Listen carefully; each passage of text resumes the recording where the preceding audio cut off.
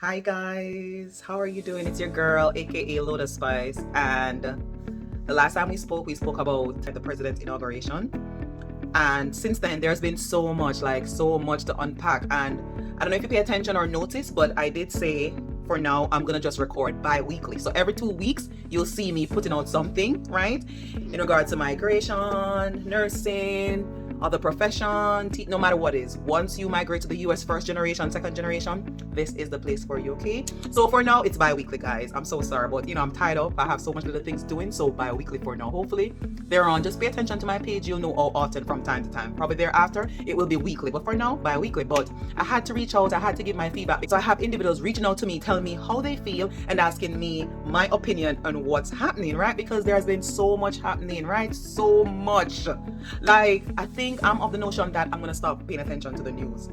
And it's not even news, but sometimes I go on these social media pages and there are trending topics, there are trending happenings, especially with our new president here in the US, right? So there's so much, and I kid you not, it takes so much time of your time sometimes, because sometimes you're busy and you can't get a chance to look at, you're at work and you're busy at work. So once you get your little time, your free time, your time at home, settle down at home, and and try to say, okay, let me catch up to see what's happening. Or even when you go to your bed, when you wake up in the morning, it's something else.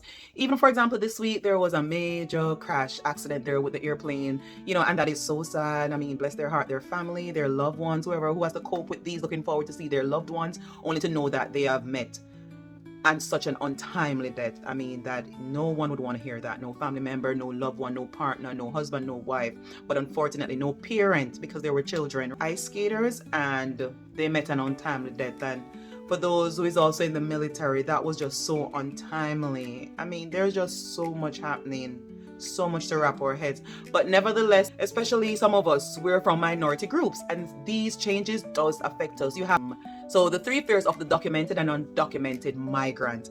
And this to say, I mean, we all know everyone here in the US except the native Indians, which I spoke about in a video, say 1 month ago. We are all migrants except for the native Indians that were here in the US. So all of us, however, some of us are first generation, and it would seem as if some of us, because of that, we're not, in contrast to some, and because we may not be as fortunate as some of these fourth and fifth generation of migrants, whether Europeans, whether Hispanics, whatever it is, feel like some of these changes really affect us, especially if we're from minority groups, right?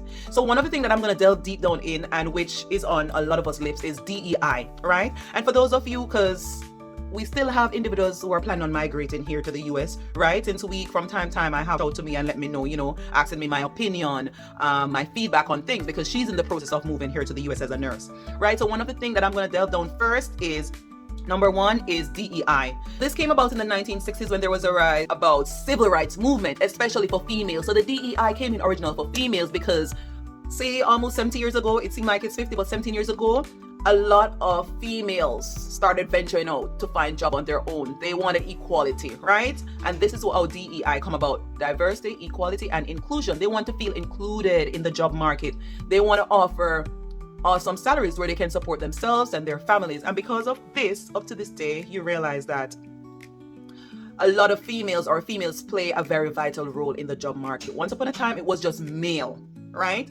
Like a male would expect to get a job, leave home, get a job, and take care of their family, while the females stay at home, right? Now you find out that a lot of females are also feeling empowered, and they go out and they get their job. As a matter of fact, it has become almost competitive, because you have the females almost neck and neck and in tie with the males in the job market. So this came about because in the 1960s, you had the passing of the DEI, right? So now that our new president, right, is saying that he's going to get rid of it, many individuals are thinking they're getting rid of it because, it's a case where it's race and they don't want to employ, say, minority groups. And one of those groups that are common on the list are, like, you have your Hispanics, you have your blacks. They're saying if this should happen, that means you're going to see a significant decrease in employment and opportunity offered to minorities, such as the Africans, we as Africans, or the Hispanics, right?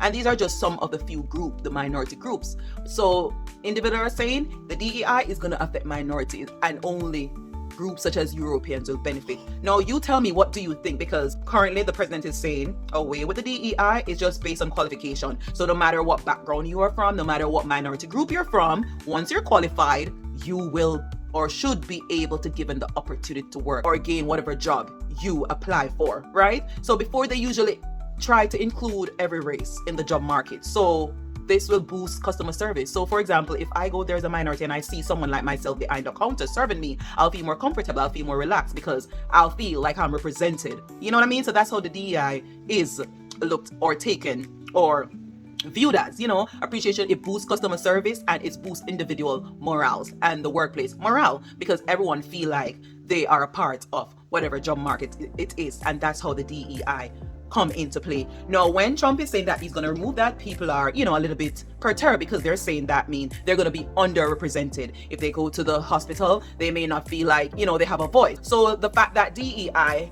is supposed to improve or increase the amount of representation in the medical field, and not just the medical field, but any job market, so customers can feel relaxed and feel at ease and feel represented or feel like they have a seat at the table. And that's what the DEI is all about. But like I say, its origin was from back in the days with female wanting to work, the civil rights movement. Now, another issue or another concern that people have reached out to me and say is that they fear that there will be a civil war. No, guys, what do you think? You think there will be a civil war? To be honest, sometimes I do feel like, because this civil war they're saying is going to be between the haves and the have-not, because they're thinking that currently the president, so far, the implementation that they have done or the conditions and the terms that they have been using only benefits the rich. Now tell me, what do you think, right?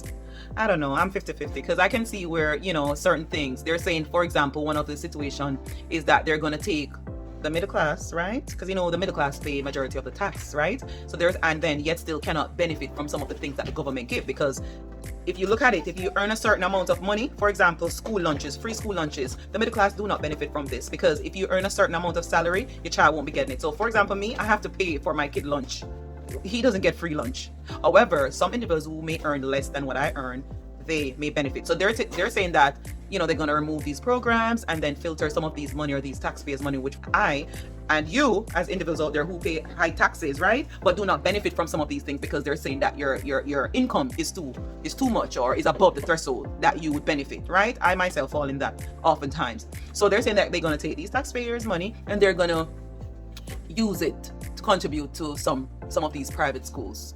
No, I don't know how to feel or think about that, but that is one of the propositions out there. And number 3 is the deportation. That's a must. You can't overlook that. Like, many individuals feel like, despite their being documented, they feel like, oh, I feel like, I've been watched, or at any moment I might just get caught up in that. But I would say, if you're legal, you're not in anything illegal, then there should be no concern. And then God forbid, if you should ever reach into that situation, then hey, remember, you got your experience, right? And at the moment, so you can always apply elsewhere. You can apply to other islands, right, with very awesome or good economy background. You can apply to those islands too, right? Because remember, you get your experience. And I hope that you've been doing a course, which I spoke about in my last video or two. So remember, when you're sometime in these first world countries, seek the opportunity, because the only country sometimes we're sure about is our homeland or country of birth, right? That's the country oftentimes that will never refuse us, never, like 99% of the time.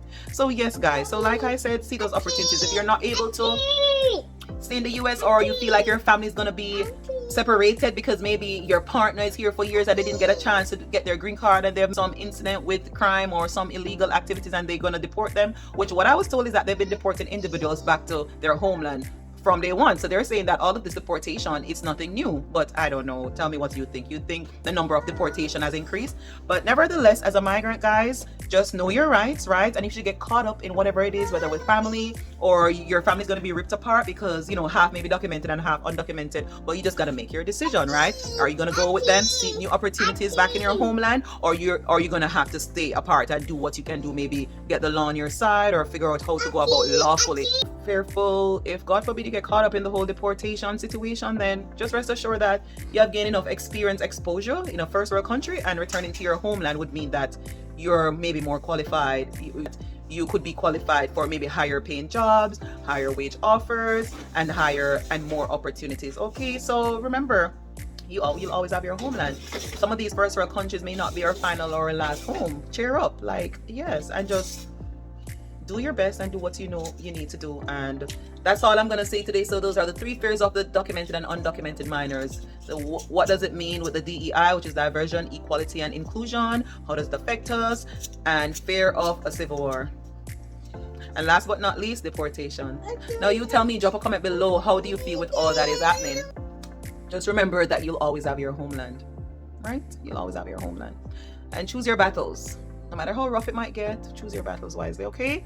So hang in there, do what you need to do that course. Remember, I've been telling you from my last video, do that course, get going. So God forbid, the unthinkable happen. As a first generation migrant here in the US, you'd have the opportunity to improve yourself.